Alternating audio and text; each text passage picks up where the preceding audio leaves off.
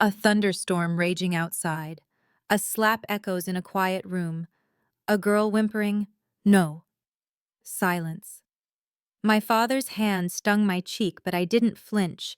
I had learned a long time ago that crying only excited the sharks. "You will do it," my father hissed, adjusting his expensive tie. "Jessica is too delicate for a monster like Dante Rossi. She has a future. You are spare parts." I looked at my sister Jessica. She was sitting on the velvet sofa, filing her nails, looking bored. She was the golden child. I was the mistake my father brought home from an affair. "Don't look at me like that, Lily," Jessica smirked. "You should be thanking me. I'm giving you a billionaire husband." "So what if he's burned and crippled? At least you'll live in a castle." "He's known for breaking people, Jessica," I said calmly, my voice steady. "Rumor has it his last assistant jumped out a window." "Then don't jump," my stepmother chimed in, throwing a heavy garment bag at my feet. "Put on the dress. The car is waiting. If you don't go, we stop paying for your grandmother's dialysis tomorrow." That was the trigger. My grandmother. The only person who ever loved me. I bent down and picked up the dress. "Fine," I said. "I'll marry the monster. But remember this moment. Because when I walk out that door, I am no longer your daughter. I am Mrs. Rossi, and you will regret selling me." Heavy rain, large iron gates creaking open, a gloomy Gothic mansion. Thunder. The Rossi estate was terrifying. It looked like a fortress designed to keep people out or keep something in. I was led into the main hall by a silent butler. No guests, no flowers, just darkness. The only light came from the fireplace. And there he stood, Dante Rossi. He was facing the fire, his back to me. He was tall, broad-shouldered, leaning heavily on a cane. He wore a black suit that seemed to swallow the light. "You're late," a voice rasped. It sounded like gravel grinding together, deep, dangerous. "Traffic was bad," I replied, my chin high. "And the dress didn't fit." He turned slowly. I held my breath. He wore a silver mask covering half his face. But the other half was beautiful. A sharp jawline, a mouth set in a cruel line, and one eye green and piercing like a shard of emerald. He limped towards me. Thud. Step. Thud. Step. He stopped inches from me. He smelled of rain, expensive scotch, and bitterness. He looked me up and down with disdain. "You're not Jessica," he stated flatly. My heart hammered, but I didn't retreat. "No," I said. "Jessica is afraid of the dark. I'm not." Dante laughed. It was a cold, humorless sound. "They sent the spare," he sneered. "They think I'm so desperate I'll take whatever scrap they throw at me." He reached out with a gloved hand and grabbed my chin, tilting my face to the light. "Tell me, little scrap, why should I not throw you out into the rain right now and burn your father's company to the ground?" I looked straight into his visible green eye. "Because," I whispered, "I'm the only one here who isn't looking at you with pity. And I'm the only one who knows how to fix the limp you're trying so hard to hide." Dante froze. His grip on my chin tightened painfully. "What did you say? Your left leg?" I said, my gaze dropping to his cane. "The muscle spasms. You're in pain right now, level 8 out of 10, but you're standing because your pride is bigger than your brain." He shoved me away. I stumbled but caught my balance. "I am a medical student." I continued, smoothing my dress. "Or I was until today. I can help you, Dante, or you can throw me out and stay in pain. Your choice." For a long moment, the only sound was the crackling fire. Dante stared at me. He looked furious. He looked intrigued. "You have a sharp tongue for a sacrifice," he growled. "I'm not a sacrifice," I countered. "I'm a survivor, just like you." He turned back to the fire. "The ceremony is cancelled. There will be no vows. Sign the papers on the table." And then, He looked over his shoulder, his eye gleaming. You stay out of my way. If I see you, if I hear you, I will make you wish you stayed with your pathetic family. I walked to the table. I signed the papers. Lily Rossi. I looked at his back. He was lonely. He was in pain. And he was terrified of being seen. Challenge accepted. Good night, husband, I said softly. I walked up the grand staircase. I didn't escape a cage to enter another one. I was going to own this castle, and I was going to tame the beast. Thunder rolling ominously overhead, rain lashing against the window pane like angry fingers. The sound of a clock ticking in the silence, wind howling through the corridors. The storm outside refused to die down. It raged against the stone walls of the Rossi estate, mirroring the turmoil inside. I sat on the edge of the narrow bed in the guest room Dante had assigned me. It was cold, empty. The sheets smelled of dust and neglect, not of lavender or fresh linen like a bridal suite should. This was my wedding night. No flowers, no candles, no husband. Just the wind whistling through the cracks in the window frame, like the wailing of trapped ghosts. But I couldn't sleep. My mind was racing not with fear but with calculation. My medical instincts were screaming. Dante was in pain. I had seen it earlier, the way his knuckles turned white, gripping his cane, the sheen of sweat on his forehead, the slight tremor in his left leg. He was suffering from severe muscle spasms, likely a result of nerve damage from whatever accident had scarred him. And knowing his colossal pride, he would rather die than call for help. Suddenly, a loud crash echoed through the silent hallway, a heavy thud. Then the sharp, shattering sound of glass breaking against stone, a guttural groan of pain. I jumped up. My heart hammered against my ribs. That wasn't the wind. That was a body hitting the floor. Without hesitation, I ran. I ignored the cold marble floor biting into my bare feet. I ignored the darkness. I reached the double doors of the master bedroom. They were ajar. Inside, the sound of ragged, wheezing breathing filled the air. It sounded like a wounded animal fighting for its last breath. I pushed the door open. The room was pitch black, illuminated only by intermittent flashes of lightning. The smell hit me instantly strong, expensive whiskey, stale sweat, and the sharp tang of antiseptic.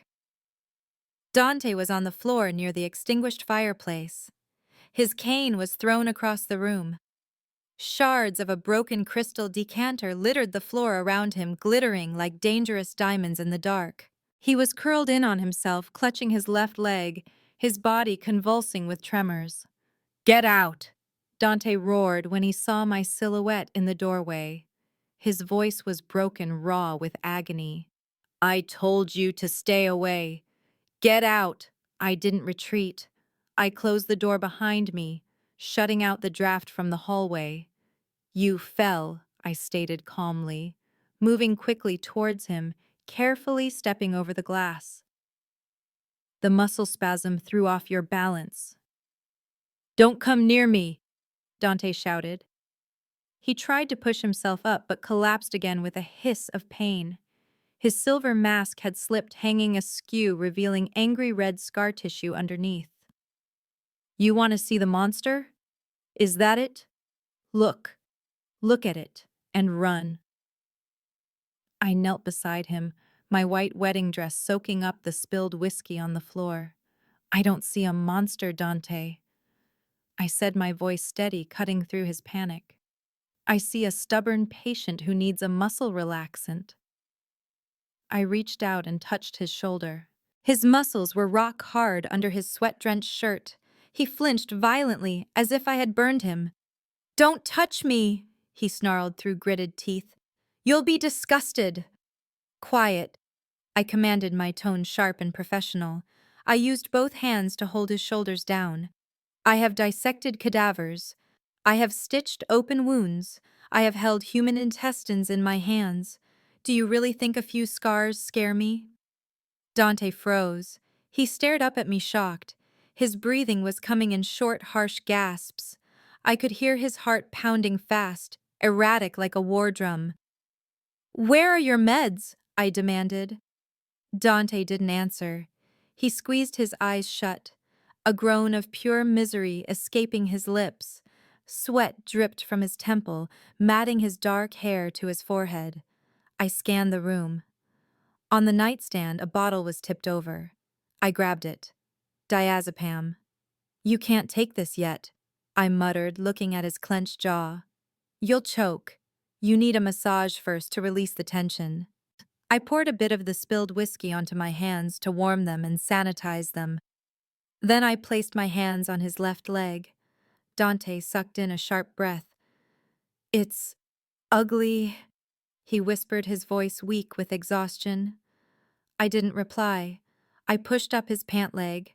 In the flashes of lightning, I saw it. The burn scars were extensive, twisting and pulling the skin from his thigh down to his calf. The muscles underneath were spasming, visibly rippling under my touch. I began to massage. I used deep, firm pressure, digging my thumbs into the knotted tissue. Dante growled low in his throat, a sound half of pain, half of relief. "Relax, Dante," I whispered, my voice blending with the rhythm of the rain. "Don't fight me. Let me help you." My fingers moved expertly over the rough skin. I didn't pull away. I didn't hesitate.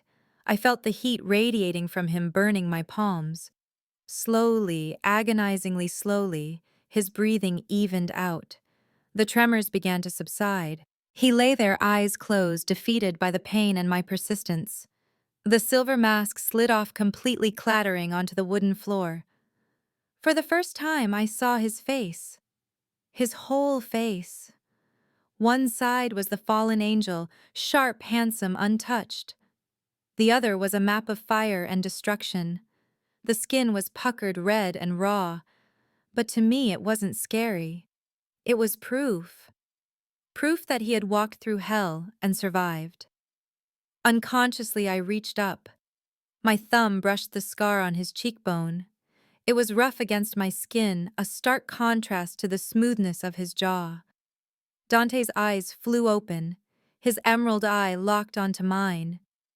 It was a whirlpool of emotions, shame, anger, and something dangerously close to wonder. He grabbed my wrist.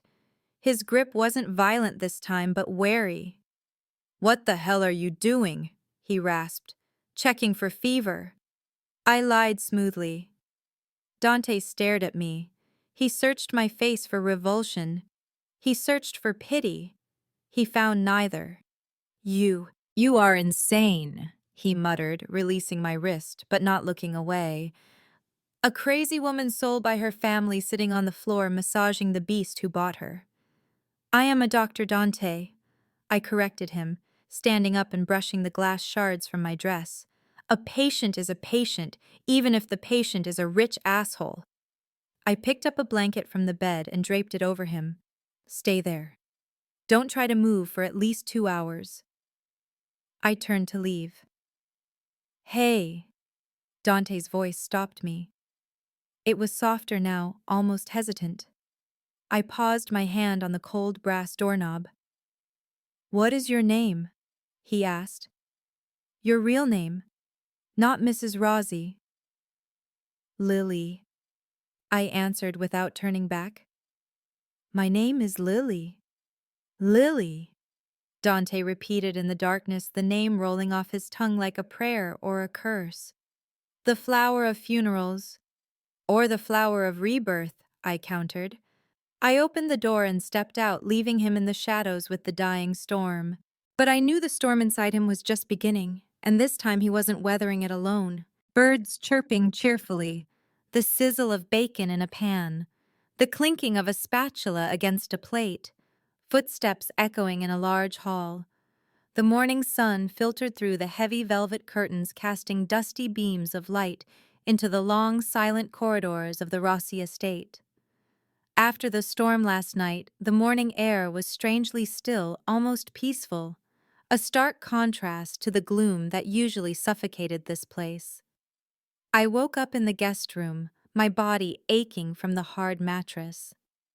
But my mind was alert. The image of Dante from last night, the powerful billionaire collapsed on the floor, trembling and naked in his pain, haunted me. I had touched his weakest point. And strangely, he had let me. I went down to the kitchen. It was massive, gleaming with cold stainless steel appliances, but empty. No smell of food, no warmth. The old butler Alfred looked at me with wide eyes as he saw me cracking eggs into a pan. "Madam," Alfred stammered, "the chef arrives at 8. You don't need to. The chef cooks for Dante," I said, sprinkling pepper onto the eggs. "I cook for my patient. He needs protein for muscle recovery, not rich French butter." I carried the tray up to Dante's study. The heavy oak door was closed, a silent warning, "Keep out."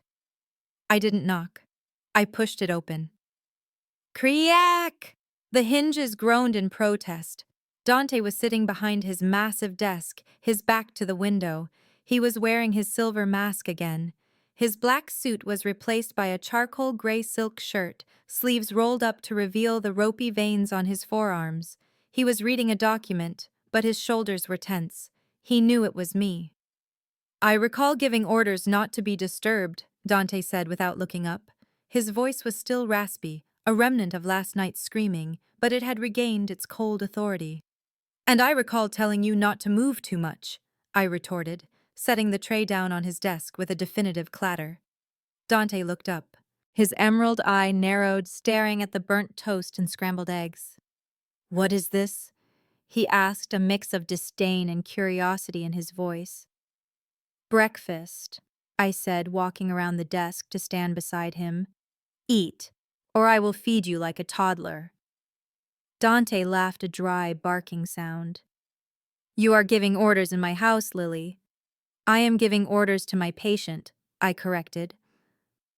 Suddenly Dante's hand shot out. Fast, too fast for a crippled man. He grabbed my wrist and yanked.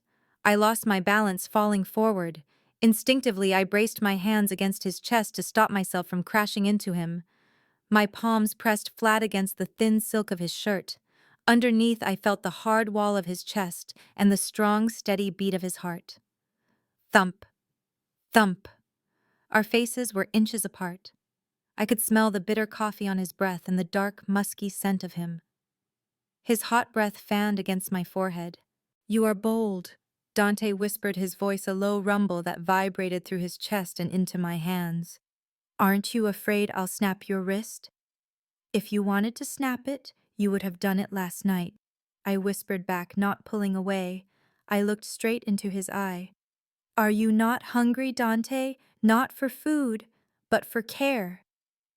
Dante's eye darkened, his pupil dilated, swallowing the green.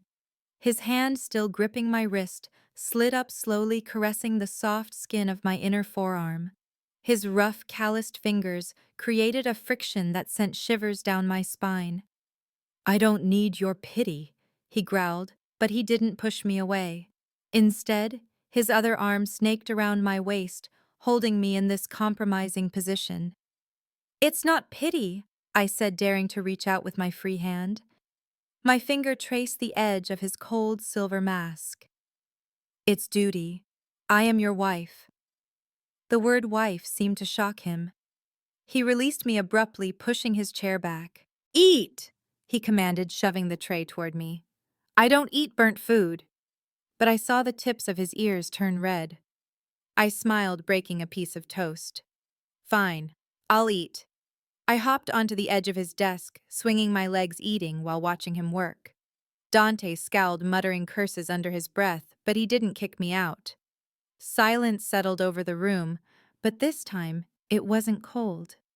It held the strange warmth of a truce. Pages turning, the smell of old paper, footsteps on wood, birds singing outside. In the afternoon, I wandered into the library. It was a cathedral of books with shelves reaching the ceiling. Dust motes danced in the shafts of sunlight. I was stretching to reach an old medical text on the top shelf when I heard footsteps. Not the heavy, uneven thud of Dante's cane.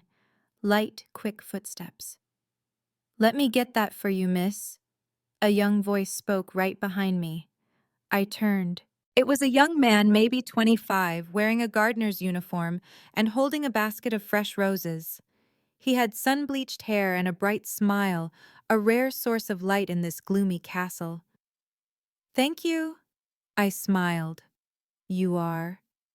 Luca, he replied easily, reaching the book and handing it to me. His fingers brushed mine. I'm the new gardener. Mr. Alfred said the library needed some life. Thank you, Luca, I said. It's lonely in here. It's nice to have someone to talk to. Luca grinned, his eyes twinkling. You are too beautiful to be locked up in here, miss. If you want, I can show you the rose garden in the back. It's blooming. She isn't going anywhere. A voice like glacial ice cut through the air from the doorway. Both Luca and I jumped. Dante stood there, leaning on his cane, looming like a dark mountain. He wasn't wearing his mask. His scarred face was fully exposed in the daylight, looking more jagged and terrifying than ever. But his eye was the real danger. It was burning with a murderous, jealous fire. Luca went pale, stepping back and nearly dropping the basket. Mr. Rossi. Dante didn't look at him. He stared fixedly at my hand, the hand Luca had just touched. Get out, Dante said, his voice quiet but dripping with venom. Before I cut off the hand you just used to touch my wife. Luca scrambled to put the basket down and bolted out the door as if the devil himself was chasing him. I stood there clutching the book to my chest. Dante limped towards me. Thud, click, thud, click. The sound of his cane on the wood floor was a countdown. He cornered me against the bookshelf. His scent, sandalwood and fury, enveloped me. He snatched the book from my hands and threw it onto a table. Bang! What are you doing? I cried out. He was just helping me get a book. He was flirting with you, Dante hissed, leaning down until his face was level with mine. I could see every ridge of scar tissue up close. And you smiled at him. You smiled at a gardener while your husband stood right outside the door. I smiled because he was polite, I argued. Unlike you who just growls and threatens people. I threaten to protect what is mine, Dante roared. His large hand slammed against the shelf right next to my head, trapping me in his arms. You think he was being nice? He looked at you like a piece of meat. He looked at your neck. He looked at your legs. Only you look at me like that, I shouted back, pushing against his chest. Dante froze. The anger in his eyes shifted into something else, something darker, hungrier. Yes, he admitted, his voice dropping to a husky whisper. He lowered his head, his nose trailing along my jawline. His hot breath on my skin made me shiver. I look at you like that. Because you are mine, Lily. Only mine. He pressed his body against mine. I felt the hardness of his frame, the weight of him pinning me. His knee nudged between my legs, parting them. Dante, I gasped, my heart racing. We are in the library. I don't care. He muttered, his lips grazing my ear, nipping the sensitive lobe. Let me remind you who you belong to. His hand slid up from my waist, tangling into my hair, holding my head in place. He swooped down and kissed me. It wasn't a gentle kiss. It was a claiming.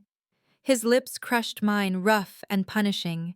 He kissed me as if he wanted to suck the air from my lungs, to erase the smile I gave Luca. I moaned, my hands gripping his shoulders. His taste, bitter coffee, and possession overwhelmed my senses. Suddenly he pulled back. He was panting, his forehead resting against mine. Never, he whispered, his voice cracking. Never let another man touch you. I don't know what I would do. I am a monster. Remember, monsters don't share. Then he turned and walked away, leaving me leaning against the bookshelf, lips swollen, heart pounding like it wanted to burst. He was jealous. The billionaire beast was jealous of a gardener. And insanely, I found it thrilling. water lapping gently against tiles, steam hissing, echoes in a large tiled room. That evening, I found Dante in the indoor heated pool. The room was filled with misty steam. Dante was in the water. He was walking, doing hydrotherapy for his leg. Without his cane, he moved with difficulty, his face grimacing with pain and effort. He was shirtless. I froze in the doorway. His body was a ruined masterpiece. Burn scars stretched from his neck down his left pectoral, down his arm, and across part of his back. But the rest, rippling muscles, defined abs, glistening with water. He saw me. He started to turn away, trying to hide his scars. "Don't," I said, walking quickly to the edge. I kicked off my shoes. "Don't turn away." "What are you doing here?" he asked, sounding weary. "Helping you," I said. "It's easier in the water if you have support." I didn't wait for permission. I stepped into the pool, still wearing my thin silk nightgown. The warm water enveloped me, plastering the fabric to my skin. Dante stared at me. His eye darkened as he saw the curves of my body revealed by the wet silk. I waded over to him. I placed my hands on his waist to support him. "Lean on me," I said softly. "You are too small," he muttered, but he let me take his weight. His large, wet arm went around my shoulders. Skin touched skin under the water. Hot, slippery. "Walk," I instructed. 1, 2. We moved slowly through the water. With every step, our bodies brushed against each other. His chest against my shoulder, his thigh against mine. The sexual tension in the pool thickened heavier than the steam. Dante stopped. He turned to face me. Our faces were wet with water and sweat. "Why do you do this?" he asked, his voice raspy. "Why are you kind to me? Do you want money? Or do you want to play the saint?" I reached up, wiping water from his cheek, my fingers tracing the scar on his chest. "I am not a saint," I whispered. "And you are not a monster. You are just a man in pain. And I am your wife." Dante looked at me as if I were the strangest creature on earth. He leaned down, forehead touching mine. Water dripped from his hair onto my face. "You will be the death of me, Lily," he confessed. "You are making me want things I shouldn't want." "What do you want?" I asked, trembling. "I want you," he growled. "I want to keep you here forever. I want to chain you to that bed so you can never smile at any bastard but me." He pulled me closer. His large hand slid underwater, gripping my backside, pulling me flush against his groin. I felt his hardness through his swim trunks. "Dante," I whimpered. "Say it," he commanded, biting gently on my neck. "Say you aren't afraid of me." "I'm not afraid," I gasped. "I want you." He kissed me. This time it wasn't punishment. It was hunger. It was desperation. We kissed frantically in the middle of the pool water, splashing around us. But he stopped. He always stopped at the last second. He pushed me away slightly, breathing heavily. "Not here," he said, his voice gravelly. "And not now. When I take you, I want you fully lucid. I want you to look at every scar on my body and still beg for me." He climbed out of the pool, leaving me shivering in the water, cold without his heat. He looked back at me one last time, his eye burning. "Go to the changing room. Don't catch a cold. Tomorrow, I'm taking you shopping. You need new dresses. Dresses only for my eyes." I watched his limping but proud silhouette disappear. The beast was learning to love. And his love? It was terrifying, but it was also sweet. A car engine roaring outside. Heavy knocking on the front door. Angry voices shouting, "Open up! We know he's in there." Peace in the Rossi mansion was fragile, like a glass vase sitting on the edge of a table, and this morning someone smashed it. I was in the dining room arranging fresh lilies in a vase, my small act of rebellion against the gloom, when I heard the commotion. Alfred the butler looked distressed. "Madam," he whispered, "it's your family. They are demanding to see the master. My blood ran cold. They're here. I looked at the stairs. Dante was still in his study. He hated noise. He hated unexpected guests. This was going to be a disaster. "I'll handle it," I said, smoothing down the skirt of the new emerald dress Dante had bought me yesterday. It was silk expensive and fit like armor. "But madam—" "Open the door, Alfred." The heavy doors swung open. My father marched in first, looking red-faced and greedy. My stepmother followed, clutching her pearls. And then Jessica. My sister looked stunning in a tight red dress, but her eyes were scanning the room, calculating the value of every painting, every vase. "Where is he?" my father barked, ignoring me completely. "Where is Rossi? He is busy," I said, stepping into the hallway. "And you are trespassing." Jessica laughed. "Look at you, Lily, playing the lady of the manor. Did you steal that dress from the laundry?" She walked up to me, circling me like a shark. "We heard rumors," Jessica sneered. "People say Rossi isn't as crippled as we thought. They say his stock just tripled. They say he's salvageable." "So you came back?" I asked, disgusted. "Because now he's worth more money." "I came back because there was a mistake," Jessica flipped her hair. "I was the one promised to him. You were just a temporary placeholder, a band-aid until I was ready." She leaned in, her perfume overpowering. "And now I'm ready. Go pack your bags, spare parts. The real bride is here." "I am his wife," I said firmly, standing my ground. "Legally. And you are nothing but a gold digger who ran away when things got ugly."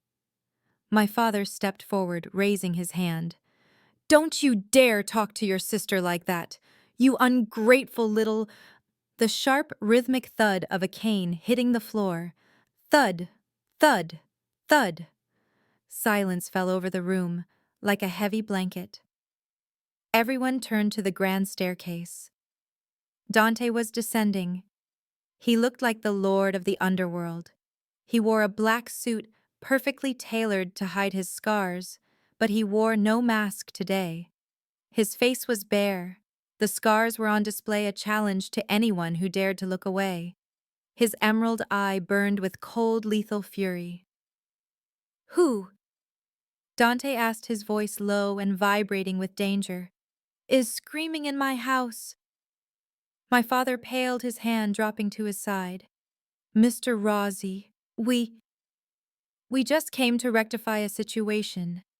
There was a misunderstanding with the wedding." Misunderstanding. Dante reached the bottom of the stairs. He didn't look at my father. He walked straight to me. He stopped beside me, towering over everyone. His presence was suffocating. He reached out and placed a hand on my waist. His grip was possessive, claiming. "Are you all right?" he asked me, ignoring them entirely. "I'm fine," I whispered. Then he turned to my family. Jessica stepped forward, putting on her best seductive smile. She tried to ignore the scars on his face, but I saw her flinch. "Dante," she cooed. "It's me, Jessica, the one you were supposed to marry.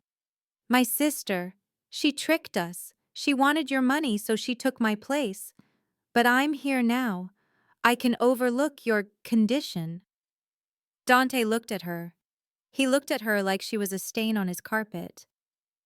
"You can overlook my condition," he repeated slowly.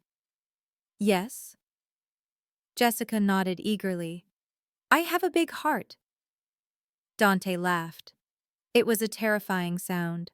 "You think I don't know who you are?" He stepped closer to Jessica, forcing her to retreat. "You are the woman who saw my photo after the accident and called me a freak. You are the woman who spent the engagement money on handbags while my wife here was selling her jewelry to pay for her grandmother's hospital bills." Jessica gasped. "How do you know that—" "I know everything," Dante hissed. "I know you are empty, vain, and useless." He turned to my father. "And you! You sold your own daughter to pay a gambling debt. You threatened to kill an old woman to force this girl into my bed."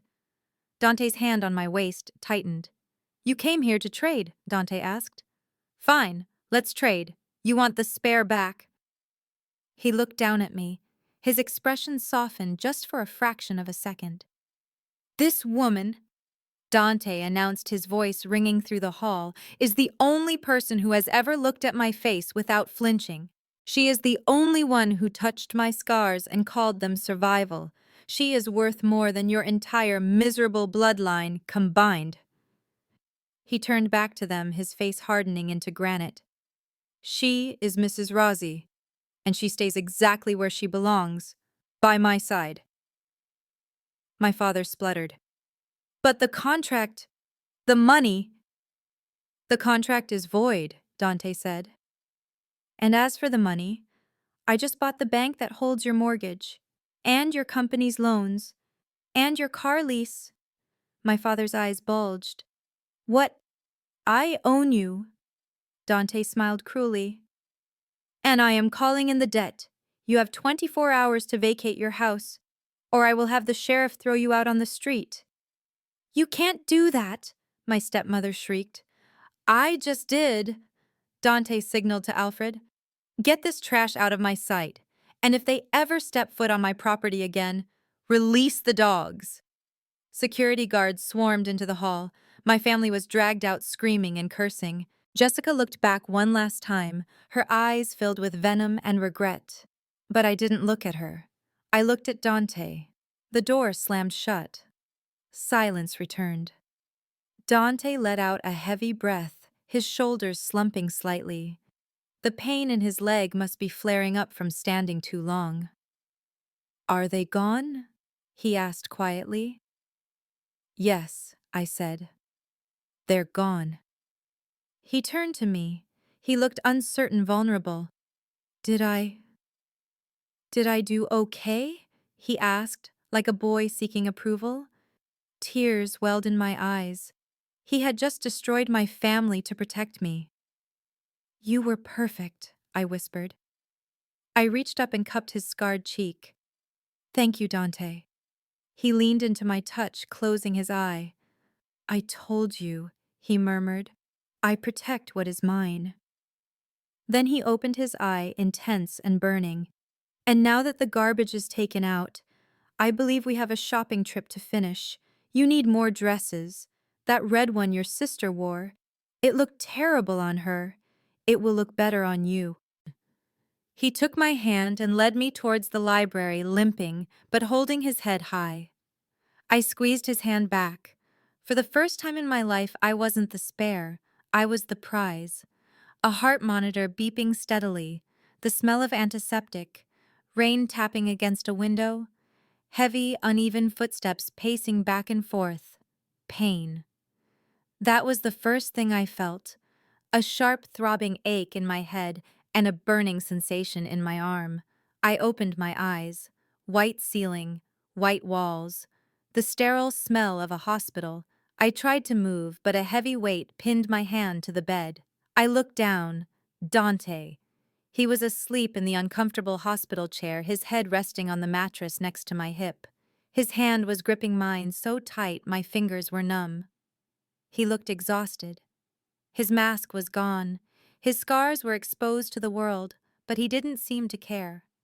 Memories flooded back. Leaving the nursing home after visiting Grandma.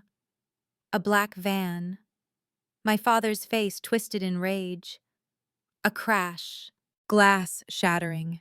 Dad. He tried to run me off the road. Dante! I croaked my throat dry. His head snapped up instantly. His green eye was wild, bloodshot. Lily! He stood up wincing as his bad leg protested. He leaned over me, frantically checking the machines. Don't move. Do you need a doctor? Are you in pain? I'm fine, I whispered, reaching for his face. You look terrible. He captured my hand and pressed it to his lips. He was shaking. I thought I lost you, he rasped, his voice breaking. When I saw the car, the blood. He buried his face in my palm. Who did this? I asked, though I already knew. Dante pulled back. The vulnerability vanished, replaced by a cold, demonic rage. Your father. He said the words dripping with ice. He thought if he hurt you, I would pay a ransom. He thought he could trade you back. Where is he? I asked fearfully. Is he in jail? Dante stood up straight. He adjusted his cufflinks. Jail is for criminals, Lily, he said darkly. Your father.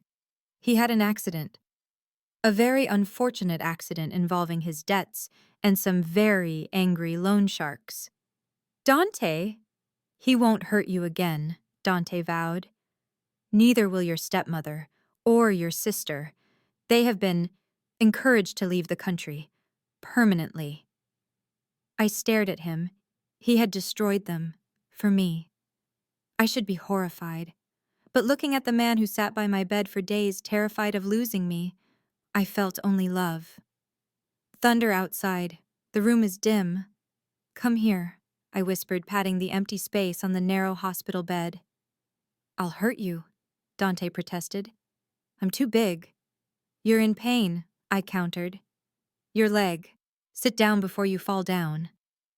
He hesitated, then carefully sat on the edge of the bed. I pulled him down until he was lying beside me, his head on my chest.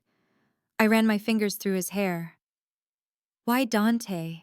I asked softly. Why go this far for a spare part? He stiffened. He pushed himself up on one elbow, looking down at me. Don't, he growled. Don't ever call yourself that again. Then tell me what I am, I challenged him. You are the heir. He confessed, his voice rough with emotion. You are the only thing that makes this miserable life bearable. When you walked into my house that rainy night, you didn't just fix my leg, you fixed me. He leaned down, his forehead resting against mine.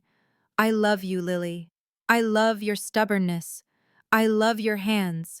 I love the way you look at my scars and see a map instead of a mistake. My heart soared. I love you too, Dante, I whispered. Scars and all. He kissed me. It started gentle, mindful of my injuries. His lips were soft, reverent, but the passion flared quickly. He deepened the kiss, his tongue sweeping into my mouth, claiming me. His hand slid up my hospital gown, resting on my waist. His skin was hot against mine. I want to take you home. He groaned against my lips. I hate this place. I hate the smell of it. I want you in our bed. I want to strip this gown off you and worship every inch of skin that wasn't hurt.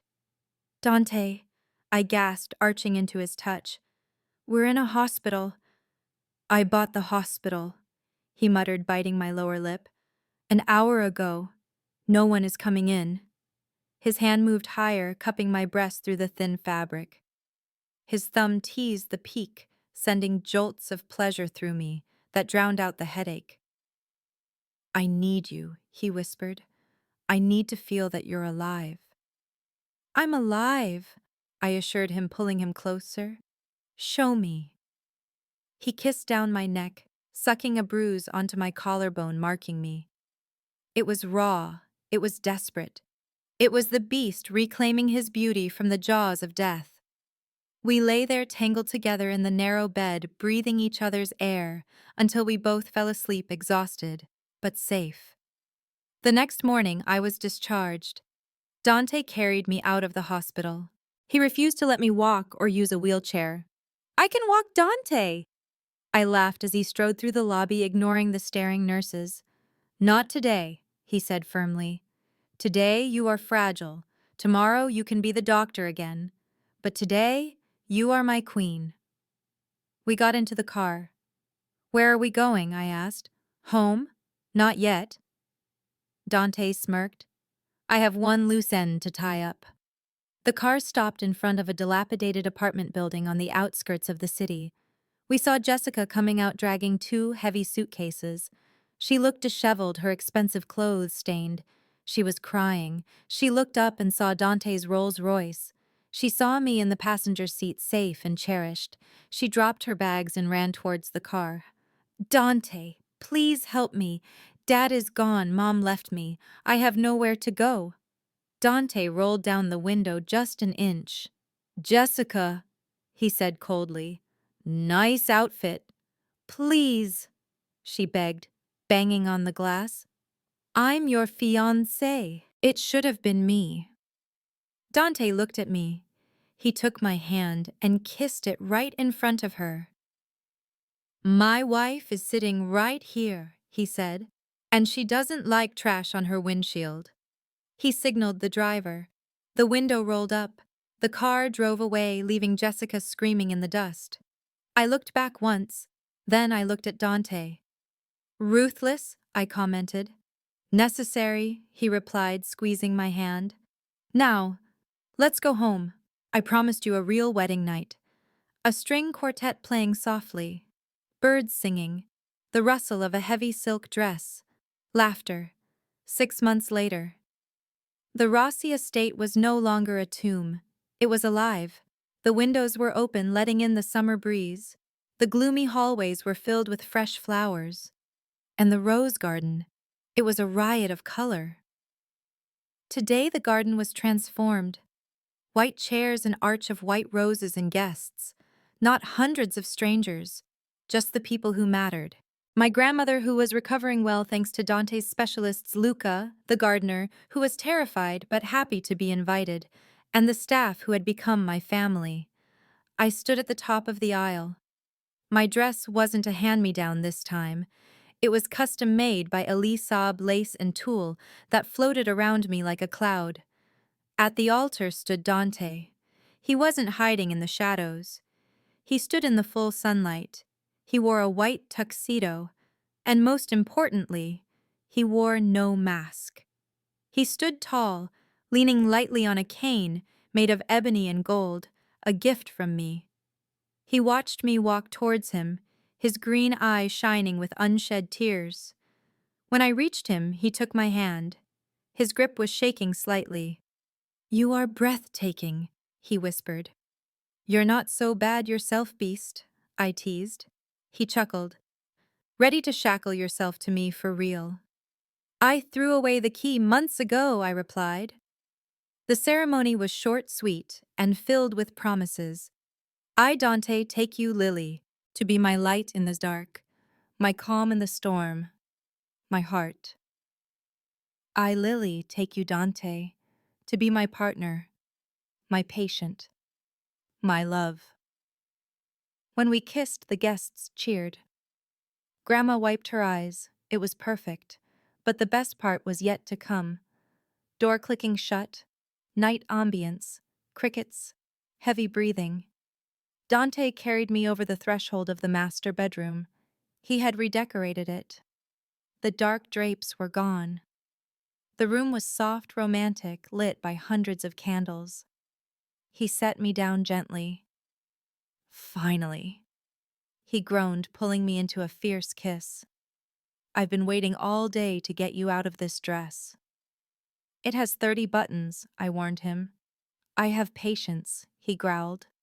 He undid every button, planting a kiss on the exposed skin as he went. My neck, my spine, my lower back. When the dress fell away, I stood before him in lace lingerie. Dante stepped back. He looked at me with hunger, but also hesitation. He started to unbutton his shirt. But when he got to his trousers, he paused. He looked at his scarred leg. "Turn off the lights," he muttered. "No," I said, stepping closer. We agreed. No more hiding. I reached out and finished unbuttoning his shirt. I pushed it off his shoulders. I knelt down and helped him with his trousers. He stood before me naked. His body was a map of pain. The scars were stark in the candlelight. But he was also powerful, strong, magnificent. I stood up and pressed my body against his, skin to skin, scar to smooth. "You are beautiful, Dante," I whispered, looking into his eyes. "Every part of you." He broke. With a groan, he lifted me up and carried me to the bed. "I don't deserve you," he rasped, hovering over me. "But I'm going to spend the rest of my life trying to earn you." He kissed me deeply, his hands roaming my body with possessive reverence. He entered me slowly, watching my face, making sure I was with him every step of the way. "Lily," he gasped, his forehead resting against mine. "My wife. My life." We moved together, a rhythm as old as time. The pain of the past melted away, replaced by the heat of the present. He worshipped me, and I loved him. In that bed the beast died, and the king was born, a toddler giggling. Da-da-da-da, splash of water. I sat by the pool watching. Dante was in the water. He was holding a little boy Leo above his head. Leo had Dante's dark hair and my smile. "Higher, Dada!" Leo squealed. Dante laughed, a full, rich sound that echoed off the walls. He lifted Leo high, spinning him around. His scars were still there, visible in the sunlight. But he didn't hide them. He wore them like medals. He looked over at me. He waded to the edge of the pool, Leo in his arms. "Hey," he smiled. "Come in. The water is perfect." "I can't." I smiled back, resting a hand on my round belly. "Your daughter is kicking again." Dante's eyes lit up. He climbed out of the pool, careful with Leo, and walked over to me. He knelt down, dripping wet, and kissed my belly. "Hi, princess," he whispered. "I'm waiting for you." He looked up at me. He took my hand and kissed my palm. "Thank you," he said simply. "For what?" "For saving me." I leaned down and kissed him. "You saved yourself, Dante. I just turned on the light."